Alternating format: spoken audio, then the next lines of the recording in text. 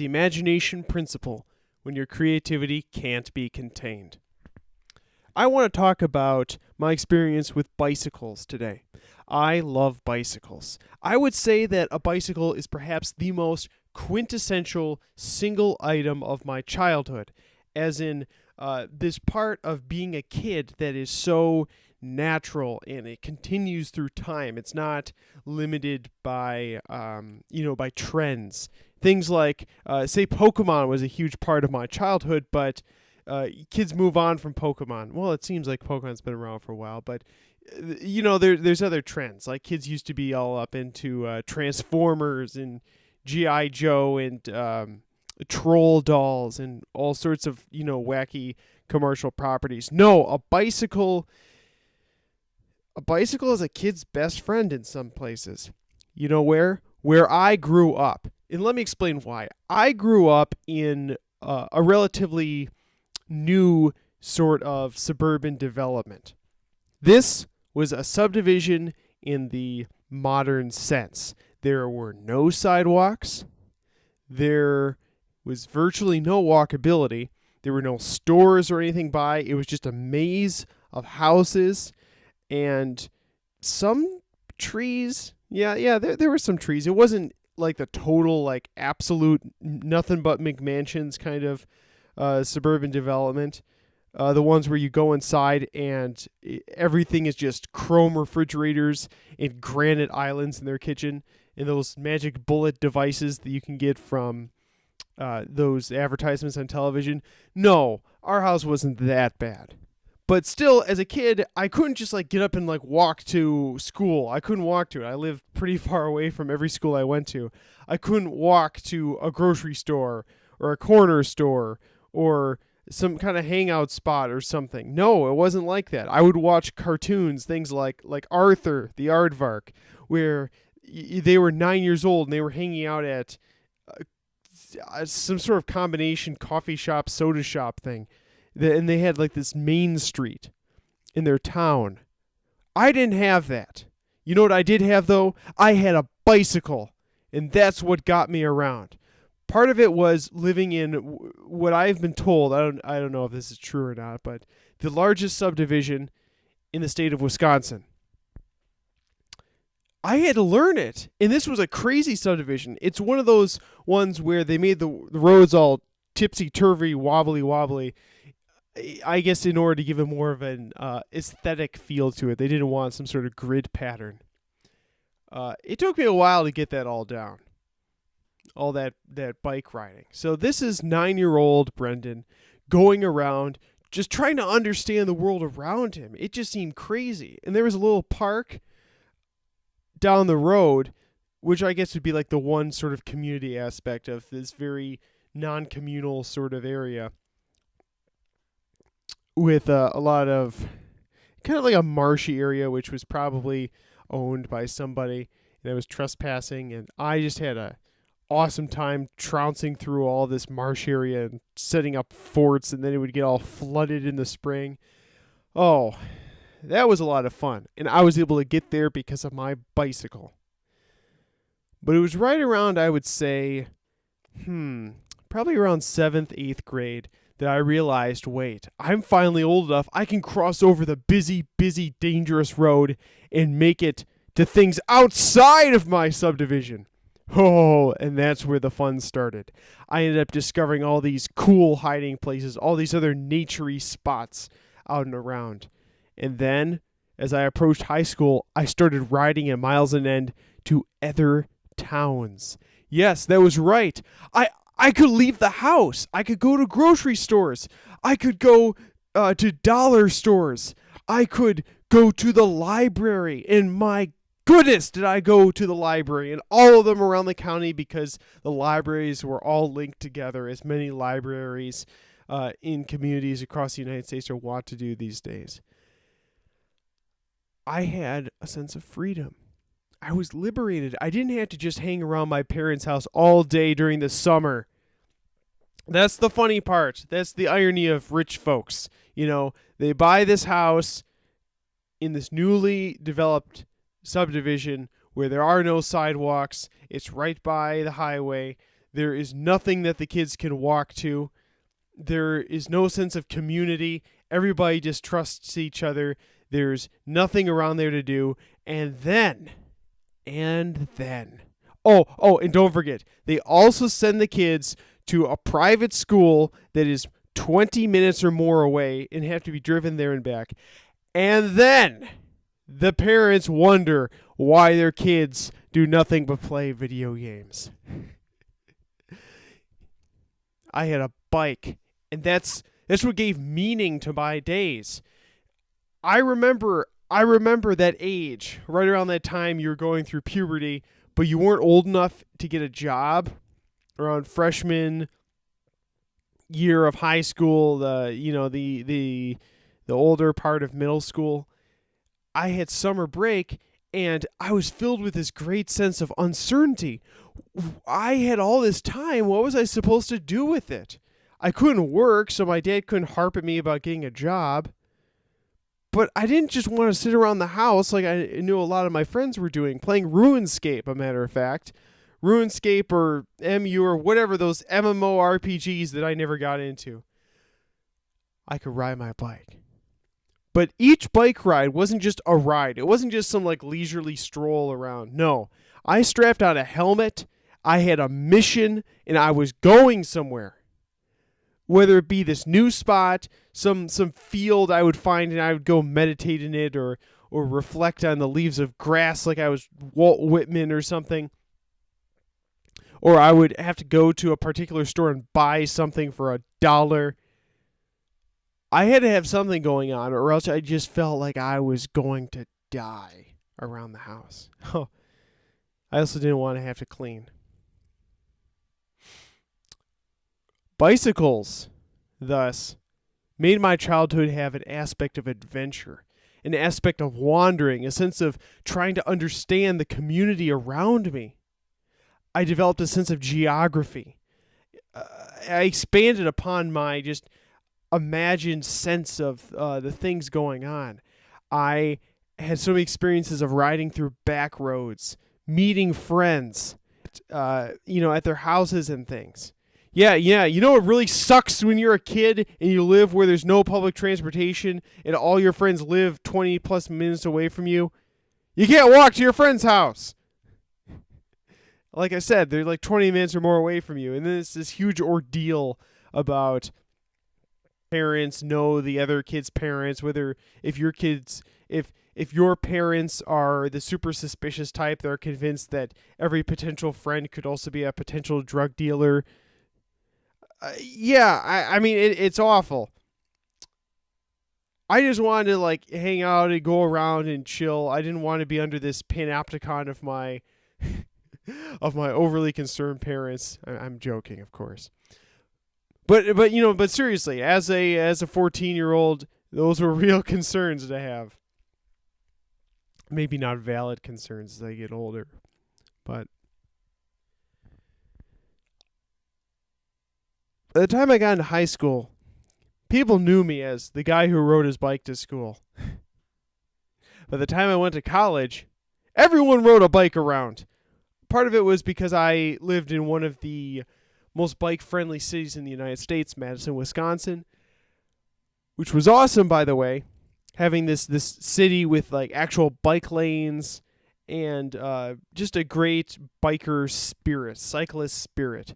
The satirical newspaper, The Onion, had a side headline that said,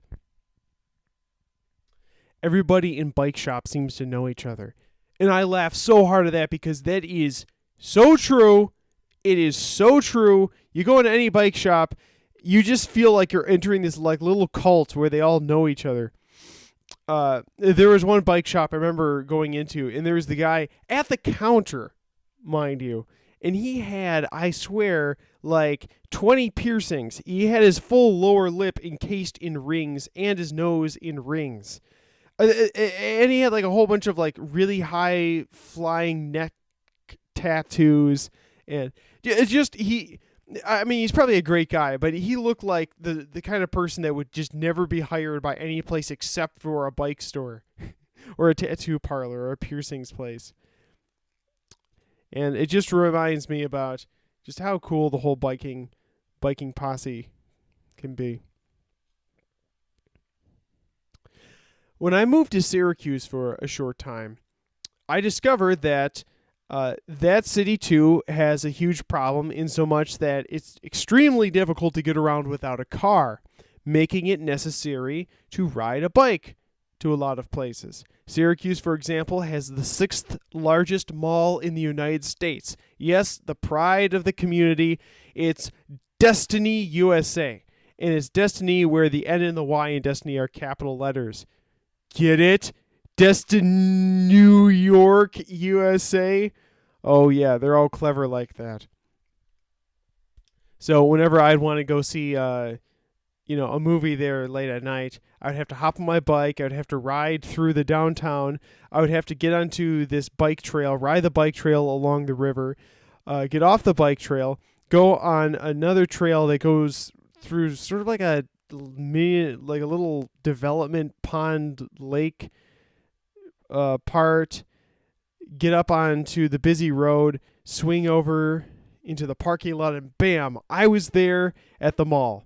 And then I would ride back, and it was all night and dark and scary. And for all I know, there could have been some creepy guy hiding in the bushes with the candlestick and the lead pipe, mind you, to whack me over the head. But I turned out all right. One time, though, I locked my bike up in Syracuse with one of the U-bolt locks. You might know what I'm talking about, or maybe not. U-bolt locks are very, very strong. The issue with a lot of bike locks is that they can be easy to break, especially the kryptonite locks that most people are familiar with. If I just say the word bike lock, where it's a cord that can be cut with a strong pair of wire cutters. So U-bolt locks were developed to oppose that. They are shaped, well, like a U with a bar that would close them off. And they're very strong. It's made of steel, and it usually has this black hard piece of plastic coating around it to prevent the steel from deteriorating due to weather concerns. And you use a key most of the time in order to lock these. You might see where this is going. I locked my bike up on private property, mind you. Well, actually, you didn't know that, but in fact, I locked it up on private property on a bike rack. Then I lost the key. I looked everywhere for this key. I had no idea where this key was. I searched in the people's cars that I had ridden with that day for it, but I couldn't open it. It felt so surreal. There was my bicycle, but I couldn't ride it. It was trapped there. Well, how was I going to get it? It was bolted with a U-bolt lock. I called a whole bunch of locksmiths. They all said, "Yeah, no, we don't do bike locks." I couldn't believe it. I called the police department, not the emergency number, just the casual number, and explained the situation to them, and they said, "Yeah, no, we don't do bike locks." I was feeling a bit upset.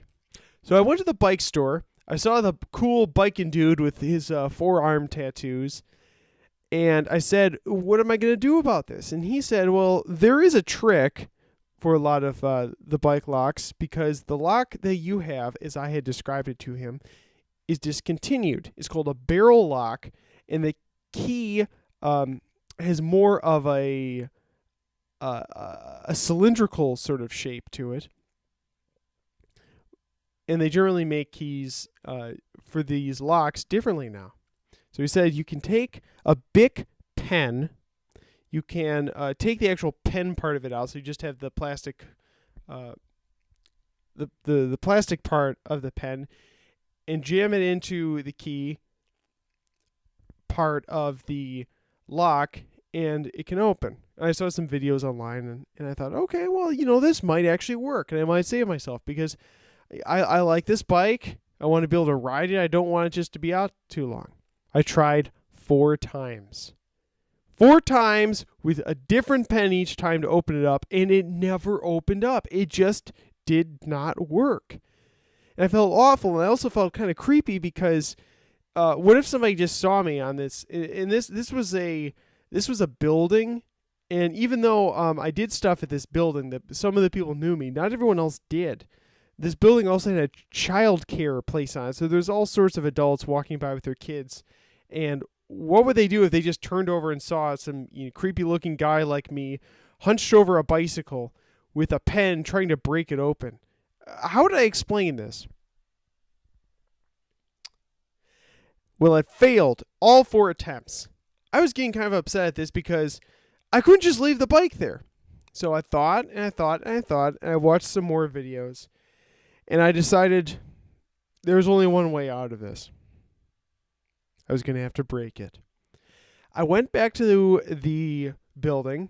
I politely asked the staff if they had a hammer.